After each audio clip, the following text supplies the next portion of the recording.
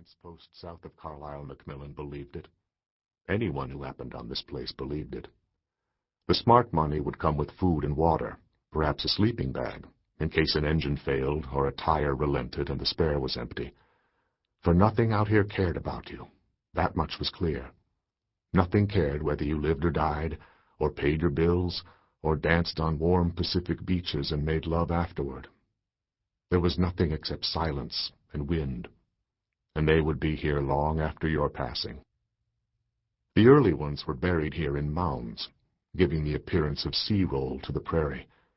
They shuffled across the old land bridges from Asia when the continents were connected in the high north. A century ago, others were buried in this place, buried where they fell in the wars of manifest destiny, the great westward push. You could still find metal buttons from cavalry tunics if you scuffled around in the gravel and looked close. Other things, too. Old knife handles, human shoulder bones splintered by lance and bullet, pipe stems. If you dug, you would find more, a lot more. 6 inches behind Carlisle McMillan's left rear tire was a tunic button half buried in the mud. The winds of 100 springs uncovered the button. Rain washed it into a creek. The creek carried it onto a sandbar. A bird picked it up and flew toward a nest, dropping it when it turned out to be hard and tasteless. That particular button once fastened the coat of Trooper Jimmy C. Knowles, 7th Cavalry, who rode behind a man they called Son of the Morning Star.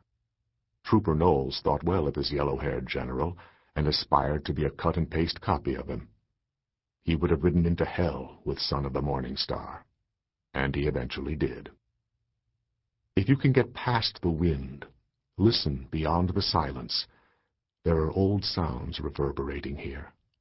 Distant bugles, squeak of cavalry leather, maybe the low thrum of time itself, and faint images of old riders from a long time ago, mounted on fine Appaloosas, breaking from the shadows of Dead Eagle Canyon, running hard across the roll of green prairie and turning their ponies for autumn, steam coming from muzzles and mouths. Sometimes you can even smell things farther out when the wind is just right. That's what they said, and still say. You have to lean back and flare your nostrils. Work at it. Then it will come to you. First the ordinary smells of big open country, and after that, the faint whiff of old deceptions. Not far from where Carlisle McMillan stood in light rain and looked out across the rise of nothing, the anthropologist fell to his death from one of the smaller buttes.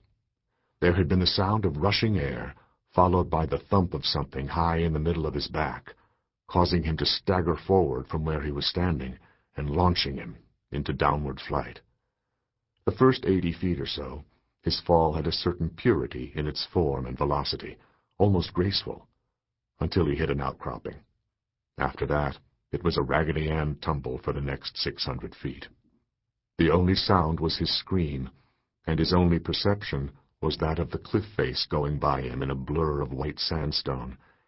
He smashed into rock and gravel at the bottom, neck twisted rearward in such a way that his chin could touch the bottom of his right shoulder blade.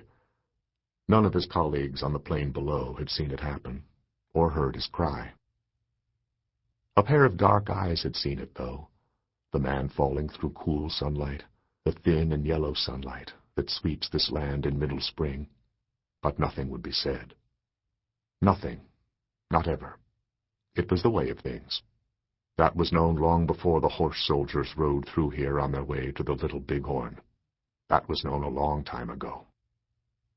Carlisle McMillan leaned on a fence post, looked west, stared at the distance. Great run of empty space, broken only by an occasional butte. The one a half-mile to his right, 3,237 feet high, was called Wolf Butte. A woman was dancing there on the crest, but Carlisle couldn't see her. Bare feet on short grass, she moved. Far off, far down, she could just make out a figure standing beside a pickup truck. 20 feet behind her, the Indian played a flute, his back resting against the gnarled trunk of a long-dead scrub pine. A low-slung cloud moved onto the butte, the cold wetness of it touching the graceful arch of the woman's back, touching the curve of her legs. It touched her face, and the opal ring on her left middle finger, and the silver bracelet around her right wrist, touched the silver falcon hanging from the chain around her neck. The Indian could not see her clearly anymore, only transient sightings through the cloud, a momentary view of leg or breast, or the swing of long auburn hair as she turned. But still he played, knowing the cloud would pass, knowing she would come to him. Far off and far down, Carlisle McMillan shifted his truck into reverse and backed onto the road, grinding into the mud a tunic button that once fastened the blue coat of Trooper Jimmy C. Knowles, 7th Cavalry. When the cloud drifted away from the butte, and the woman again could see what lay on the plain below her, the figure was gone, only the vague image of a pickup truck moving south. The flute angled down to silence. She raised her arms through the mist to the sky, lowered them, and walked toward the Indian. He was old, but his body was hard like fence wire, and she settled onto him. The wind was light and cool and wet. Close to her, he could smell the sandalwood with which she had bathed that morning. The rain lifted for a moment, and over the Indian's shoulder she watched the hawk flying toward a cliff, the same one from which her father had glimpsed the earth rising toward him. Chapter 2. Alex Looker wasn't stupid. He just behaved that way. In his bones, he knew the scientist fellow was right, even though he didn't like scientist fellows in general.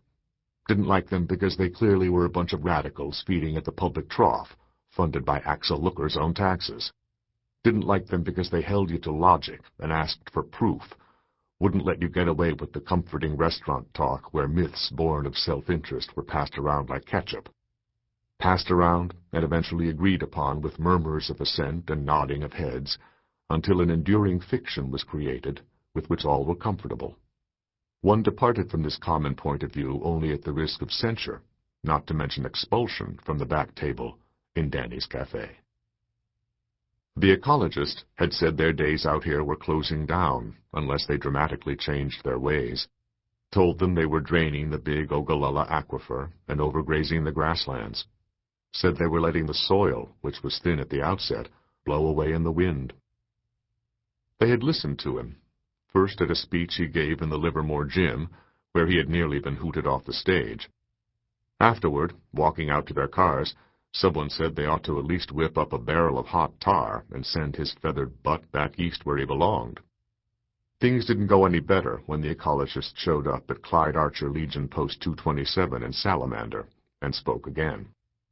Somehow, though, it was harder to dismiss him when the audience was small and they could see his eyes and he could see theirs.